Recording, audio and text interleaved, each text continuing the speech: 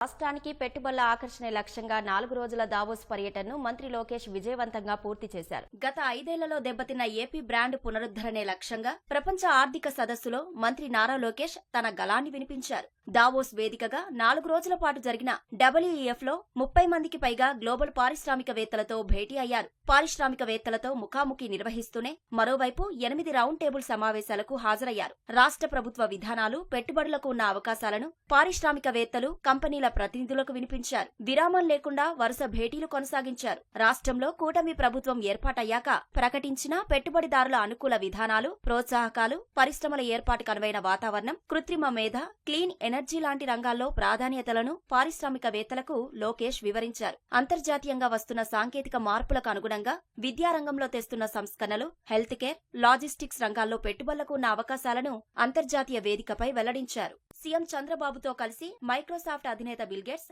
Mittal group అధినేత లక్ష్మీ మిత్తల్ లాంటి దిగ్గజ పారిశ్రామికవేత్తల ఎదుట ఏపీ దృక్కోణాన్ని ఆవిష్కరించారు. పెట్టుబడులకు గల అనుకూలతలను వివరిస్తూ ఏపీ బ్రాండ్ పునరుద్ధరణలో సఫలీకృతులయ్యారు. ప్రపంచ పారిశ్రామికవేత్తలతో సమావేశమైన సందర్భంలోనూ మంగళగిరి చేనేతలపై తనకున్న అభిమానాన్ని చాటుకున్నారు. ప్రముఖులను మంగళగిరి శాలువాలతో సన్మానించారు.